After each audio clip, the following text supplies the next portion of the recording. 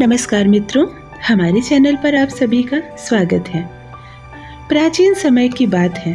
रमेश नाम का एक किसान सोनपुर नामक एक गांव में रहता था। रमेश के साथ उसकी बूढ़ी माँ रहती थी। रमेश की उम्र 35 वर्ष हो गई थी, लेकिन अब तक रमेश का विवाह नहीं हुआ था। बात ये हुई थी कि जब रमेश 25 वर्ष का था तो उसका विवाह नंदिनी नाम की एक लड़की के साथ तय हुआ। विवाह से 2 दिन पहले नंदिनी को सांप ने काट लिया और उसकी मृत्यु हो गई। तब से आसपास के गांव में ये बात फैल गई कि रमेश की कुंडली में दोष है। जो भी कन्या विवाह करके रमेश के साथ जाएगी उसकी मृत्यु हो जाएगी। अंधविश्वास की इसी वजह से कोई भी इंसान अपनी कन्या का विवाह रमेश के साथ नहीं करना चाहता। और समय बीतता गया। अब रमेश 35 वर्ष का हो गया। अब तो रमेश ने भी आस छोड़ दी। लेकिन जब भी अपनी बूढ़ी माँ को देखता रमेश, तो मन में यही होता कि काश कोई लड़की मुझसे शादी करके मेरे घर आ जाती और मेरी बूढ़ी माँ की सेवा करती। आखिर बुढ़ापे में मेरी माँ का है ही कौन। चूल्हा चौका सब करना पड़ता था माँ को। रमेश शिव जी का बहुत बड़ा भक्त था। हर दिन सुबह शिवलिंग पर जल चढ़ाए बिना एक बूंद पानी का भी अपने मुंह में नहीं लेता। हर दिन शिव पार्वती की पूजा करता और मन ही मन हाथ जोड़कर ये कामना करता कि हे प्रभु, मेरी जोड़ी आपने जहाँ पर भी बनाई हो उस कन्या को मेरे जीवन में भेजिए। मैं चाहता हूँ कि मेरा विवाह संपन्न हो जाए और मेरे घर में मेरी बूढ़ी माँ को रोटी बना के देने वाली कोई बहू आ जाए। मैं बहुत प्रेम करूँगा अपनी पत्नी से, उसका बहुत ख्याल रखूँगा, लेकिन मेरी माँ की यही ख्वाहिश है कि मेरी शादी हो जाए। ऐसी मन में कामना करके रोज शिव मंदिर जाता। इधर भगवान शिव आंखें बंद करके कैलाश पर्वत पर लीन है ध्यान में। माता पार्वती देखती है। बहुत दिनों से शिवजी ने आंखें नहीं खोली। अपने ध्यान से इनकी निद्रा टूटती ही नहीं। मेरा तो मन लग नहीं रहा, चलो मैं धरती से घूम कर आती हूँ। माता पार्वती ने मन में सोचा, क्यों ना पृथ्वी का भ्रमण करके आ जाऊं। माता पार्वती ऐसे निश्चय करके एक बूढ़ी औरत का रूप धारण करती है और पृथ्वी पर घूमने के लिए चली जाती है। बूढ़ी औरत जिसके कमर में भी दर्द है और थोड़ा झुक सी गई है। सोनपुर नामक गांव में ही वो कदम रखती है। इधर उधर घूम रही होती है, तभी सामने से रमेश आ रहा होता है। माता पार्वती अपनी आंखों को इधर उधर देखने लगती है ताकि रमेश की नज़र उस पर ना पड़े। अचानक रमेश रुक जाता है। माता, क्या आपको कोई कष्ट है? आप हमारे गांव में नई लगती हैं। आपके पैर में भी कुछ तकलीफ लगती है।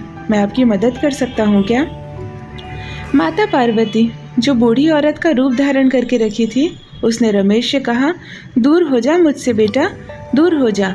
मेरे दाहिने पैर में एक घाव है और ये ऐसा जख्म है जिससे सटने से दूसरे इंसान को भी हो जाता है। इसी वजह से मेरे गांव से मुझे निकाल दिया गया है। अब इस गांव में भटक रही हूँ, पर तू मेरे करीब आएगा तो तुझे भी ये घाव लग जाएगा। रमेश मुस्कुराता है और कहता है, माता, जीवन और मृत्यु तो ऊपर परमात्मा तय करते हैं। आपके पैर में जो कष्ट है उसे मैं दूर कर दूंगा।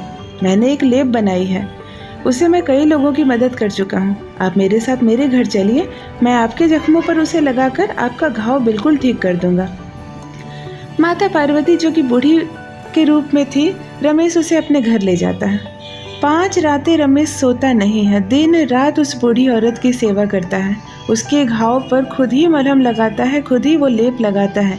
और ऐसा करने से 5 दिनों में ही उस बूढ़ी औरत के दाहिने पैर में जो घाव था वो बिल्कुल सूख जाता है और लगभग ठीक हो जाता है। बूढ़ी औरत बहुत खुश होती है। माता पार्वती मन ही मन रमेश को आशीर्वाद देती है और कहती है, तुम पुत्रवान हो, तुम्हारा पुत्र तुमसे भी अधिक तेजस्वी हो और तुम सदा सर्वदा खुश रहो और तुम्हारी जिंदगी और आयु बहुत लंबी हो। रमेश मुस्कुराने लगता है और कहता है, माता, ये क्या वरदान दिया आपने? मेरा तो विवाह ही नहीं हुआ है, भला पुत्र की प्राप्ति कैसे होगी? माता पार्वती मुस्कुराती है और कहती है, पुत्र, मैंने जो कह दिया वो ज़रूर होगा। ऐसा कह के वो वहाँ से चली जाती है और बाद में फिर गायब हो जाती है। वो वापस से कैलाश पर्वत पर चली जाती है। इधर शिव जी की निद्रा खुल चुकी है। उसने पार्वती जी को मुस्कुराते हुए देखा तो कहा, पार्वती, तुम पृथ्वी लोक पर गई थी ना? बहुत प्रसन्न लग रही हो, क्या बात है? माता पार्वती ने रमेश के बारे में सब कुछ बता दिया शिव जी को। शिव जी चिंता में पड़ जाते हैं, चुपचाप हो जाते हैं और कहते हैं, ये क्या किया पार्वती? ये जो रमेश नाम का इंसान है, इसे मैं अच्छी तरह जानता हूँ। हर रोज़ मेरे मंदिर आता है, हर रोज़ मुझ पर जल अर्पण करता है, लेकिन इसके नसीब में तो विवाह लिखा ही नहीं है ब्रह्मा ने। इसकी जोड़ी जिससे बनेगी, इसकी शादी जिससे होगी, उस कन्या ने तो जन्म ही नहीं लिया। कोई कन्या है ही नहीं पृथ्वी पर जो रमेश से विवाह करे, और तुमने उसे पुत्रवान होने का आशीर्वाद दे दिया। माता पार्वती ये सुनती है तो चुपचाप हो जाती है और कहती है, प्रभु, अब मेरे मुंह से जो निकल गया उसे साक्ष्य करने में आपको मेरी मदद करनी होगी। भगवान शंकर भी मजबूर हो जाते हैं, क्योंकि रमेश ने बूढ़ी औरत की इस तरह सेवा की थी कि उस बूढ़ी औरत के दिल से रमेश के लिए आशीर्वाद निकल जाता है। अब उसे पूरा करना तो भगवान शंकर की जिम्मेदारी हो जाती है। इसीलिए भगवान भोलेनाथ ने सुकन्या नाम की एक कन्या को प्रकट किया और कहा, तुम पृथ्वी लोक पर जाओ और रमेश से ब्याह करके तुम उसे पुत्र के पिता होने का सुख दो। ऐसा माता पार्वती ने उसे आशीर्वाद दिया है। सुकन्या माता पार्वती और भगवान शंकर को प्रणाम करके पृथ्वी पर चली जाती है। बाद में सुकन्या का विवाह रमेश से तय होता है और रमेश और सुकन्या की शादी हो जाती है। शादी के प्रथम वर्ष ही सुकन्या एक पुत्र को जन्म देती है। रमेश के दिमाग में ये बात आ जाती है कि उस बूढ़ी औरत ने मुझे आशीर्वाद दिया था कि मैं एक पुत्र का पिता बनूंगा। जरूर मेरी सच्ची सेवा का ही ये फल है।